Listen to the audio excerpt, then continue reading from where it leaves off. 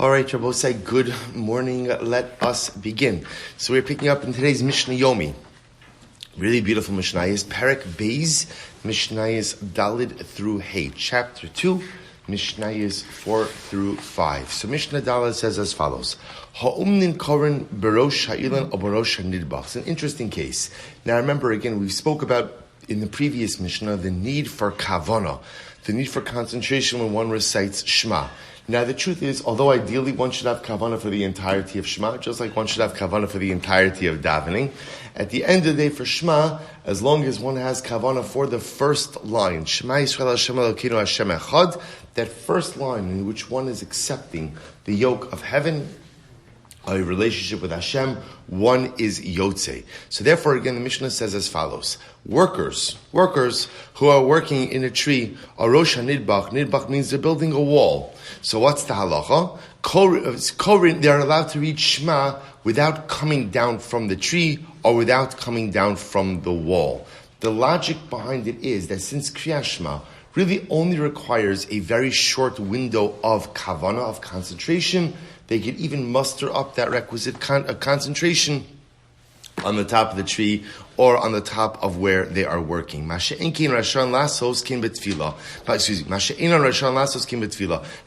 is different than Shmona Esrei.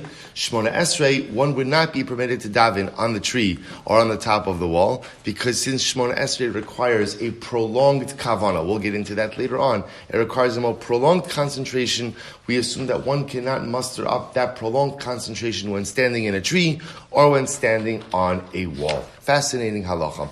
Mishnah Hay. Chasan pater mikriyat Shema. So now, what we see is something very interesting. The concept that one who is osek b'mitzvah, one who is engaged in the performance of a mitzvah, we have a general concept in halacha of osek b'mitzvah pater min mitzvah. When you are engaged in the performance of one mitzvah, you are exempt from the performance of a different mitzvah. A chasan, interestingly enough, who gets married, he's what we call preoccupied with a mitzvah. What's the mitzvah? Bir Rishon, the first act of relations. That the consummation of the marriage is in and of itself a mitzvah, and therefore the Mishnah says, Chasan pater mikriyat Shema b'layla harishon.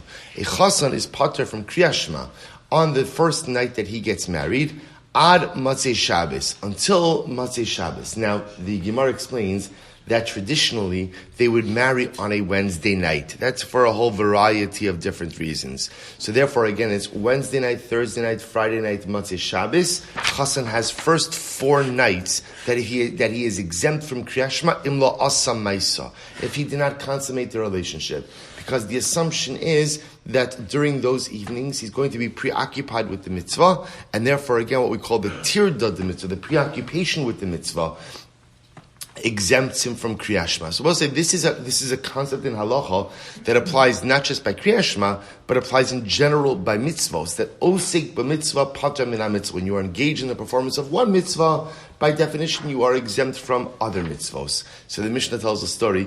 Ma'aser Rabbi Gamliel shekara b'layla harishon shenasa. One time Rabbi Gamliel, he got married, and he said Shema his wedding night. He said Shema his wedding night. Amrullah Talmidov, his students said to him, Lo li maratenu Rabbeinu, shechasan pater mikriyat Shema b'layla harishon. So students were surprised, because they said, Rabbi, didn't you teach us that a chasan is pater from Kriyat Shema the night that he gets married, right? Wasn't that the halacha that you taught us? So this is so beautiful. Amrullah hem, Eini shomea lachem levatal b'meni malchus shamayim. So Rabbi Gamliel responds, I'm not going to listen to you to lose out or to negate the mitzvah of accepting the yoke of heaven, afilu sha'achas, even for one moment. So it's a very interesting exchange. Very interesting. So again, on one hand, you have Rabbi Gamliel having taught his students this halacha as espoused in the previous part of the Mishnah, namely, again, that a chasan is exempt from Kriyat Shema on the night of his wedding.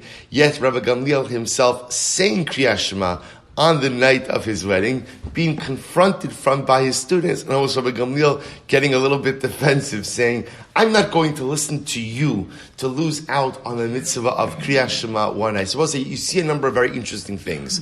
It appears based on this that Rabbi Gamliel's understanding was as follows. In halacha, when we say that you're pater from something, there are 2 different ways of understanding pater, exempt. There can be what's called a forced patur, In other words, that you're pater and you don't have a right to fulfill the mitzvah. In other words, Chazal said, don't do it, but they framed it as an exemption, or sometimes what exemption means is you don't have to, but what?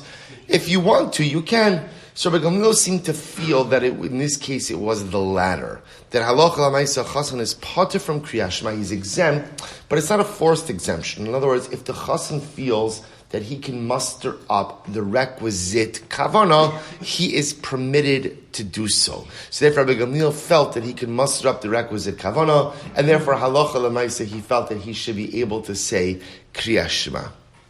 I'll say it also, and I'll end with this. It's quite beautiful also to reflect on the way Rabbi Gamliel related to the mitzvah, right? The idea of Eini shomer lechem levatel mimeni malchus shamayim. So you could hear in the words of Rabbi Gamliel. Rabbi Gamliel felt that halacha l'maisa, how could I lose out on this incredible privilege? Right? I have an opportunity to say Shema.